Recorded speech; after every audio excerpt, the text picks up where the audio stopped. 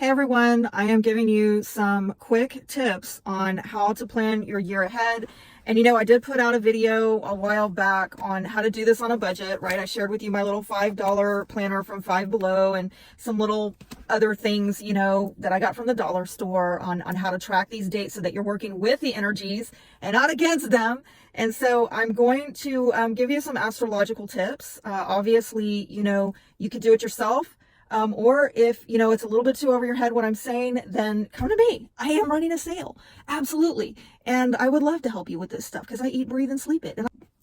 First off, very important, you need to look at where the nodes are in your chart for 2024 or whatever year you are trying to plan for.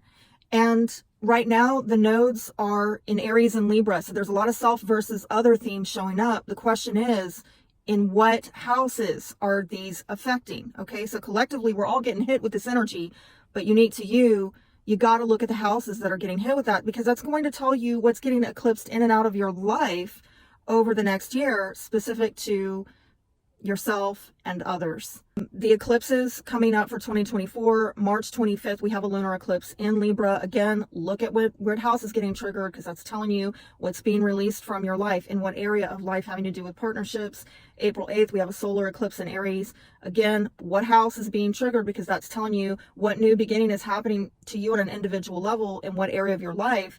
And then September 17th, we have a lunar eclipse in Pisces where something possibly with your belief system, what you put your faith into, is getting eclipsed out of your life. In what area? Look at the house. And finally, October 2nd, we have a solar eclipse in Libra.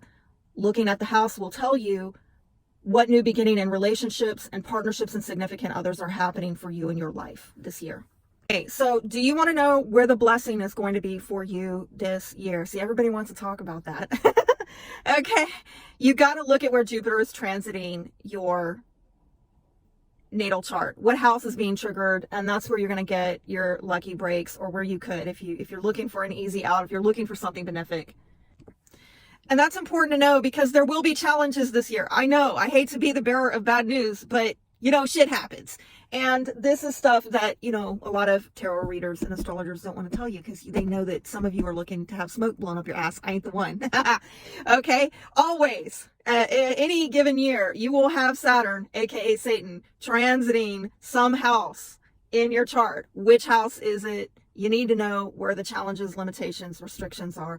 Again, so that you don't have some unrealistic expectations, so that you are equipped and prepared for the challenges, the pushback, in what area of life they're likely going to come in. And so you don't expect too much, and where you can get the easy breaks in the new year and where you can't. It's important information. You want to know where unexpected twists and turns might come up, or where you could maybe make some radical changes in your own life this year. Look at where Uranus is transiting. You want to know where you're likely going to be confused and unclear, where your blind spot is, where you're likely prone to deception. Look at where Neptune is transiting. You want to know what area of life you are encountering intense, transformative change, going through death, rebirth cycles. Look at where Pluto is transiting. These are all the major transits that are going to give an overarching energy to the minor transits that will be happening throughout this year. Another thing you want to look at, and this is going to be for basically applicable to every year of your life, and once you get the hang of it, you'll start flowing with it more. You need to look at when the sun is hitting your ascendant.